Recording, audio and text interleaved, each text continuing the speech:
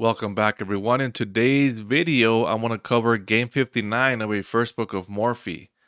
We have endgame rule number 7, bishops are better than knights in all but blocked pawn positions. We have a blindfold simultaneous exhibition in New Orleans in 1858. Pawn Morphy has the white pieces and an amateur has the black pieces. And we have the Evans Gambit on the board.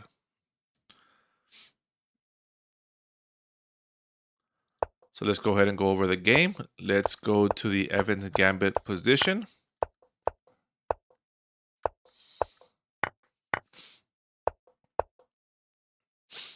Again, here, Morphy goes c3 for the Morphy attack.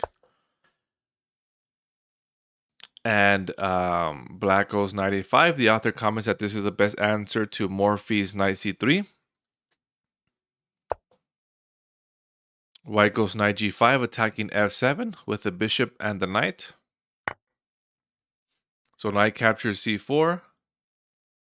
Now we have queen a4 check, c6, and then queen captures c4, again attacking the f7 pawn. So black plays knight h6, king h1 by white, castles f4. Here the author comments that it was probably time for black to strike back in the center with d5 and start trading pawns.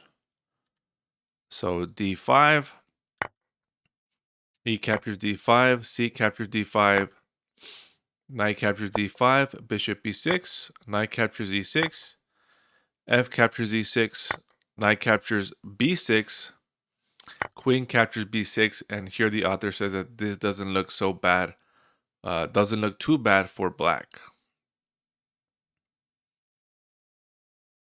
Okay, instead we have king h8 by black. So now we have f5 and then f6 by black, and the author still says that in this position, d5 is still recommended. The good old advice is to meet action on the wing with counter action in the center. Okay, so knight e6, bishop captures e6, f captures e6.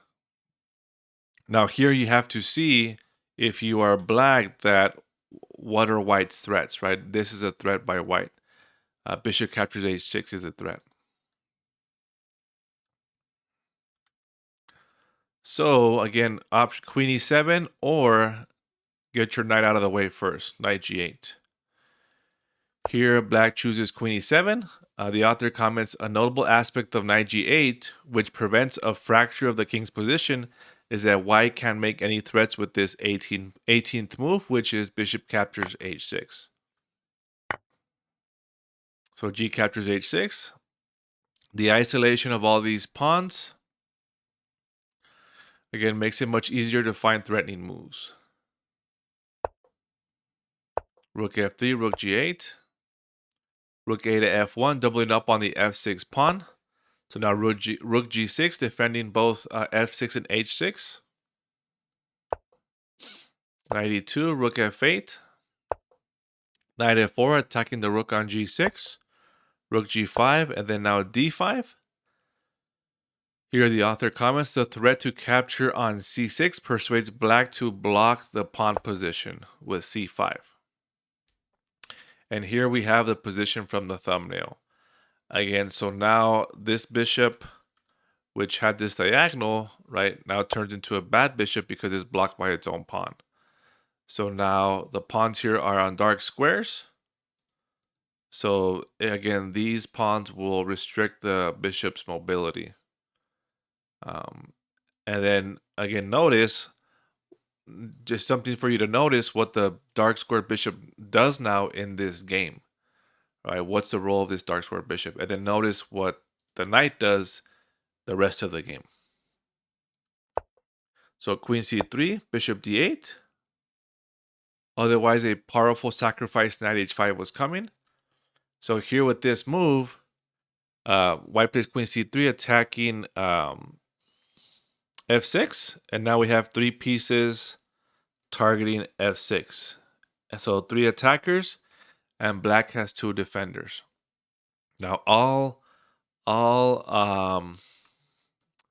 white has to do is get the knight out of the way, and he can get break open the position, right? So let's say black had played a6, then we have knight h5, rook captures h5, rook captures f6, rook captures f6, rook e5. Now to block this diagonal, because now you have a discovered check that's incoming. So rook e5, rook f7, queen e8, and then now queen g3, and then again this looks bad for black. So that's why black played bishop d8 to now have 3 defenders on this pawn on f6. Knight e2, getting out of the way of the rooks. Queen g7, again, now threatening rook g2, but the queen still has an eye on f6. Knight g3 blocking the rook and the queen. Queen c7, right? So now there's only two defenders of this pawn, the bishop and the rook. So this is a good opportunity for white to break open by capturing on f6. Rook captures f6. Again, the author comments that while examining every move that smites, white threatens rook f8 checkmate. White determined that rook f6, rook captures f6, sacrifices a rook for the bad bishop, but frees his passed pawn. Bishop captures f6, rook captures f6, queen captures f6, queen g7, queen d8 check, queen g8, e7, rook e5, knight h5, rook captures e4, then e8 queen by white. And here, black resigned. Now here's the rest of the game. Rook e1 check. Queen captures e1. Queen captures d8. Queen c3 check. Queen f6 to block. Queen captures f6. King g8, then queen g7 checkmate. Right. So if we go back to the position from the thumbnail, the rest of the game, the bishop was blocked by his own pawns. Sure, it went back to d8 to help defend the pawn on f6, but that's all. It was pretty much blocked by its own pawns, and it just defended upon the rest of the game.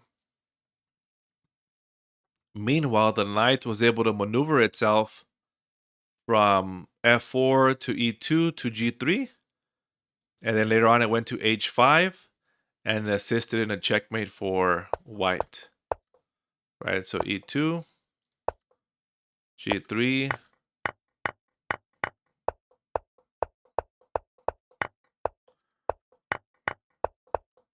and then at the end of the game, the knight would have assisted in a checkmate. So again, thank you for watching, and I will see you in the next video.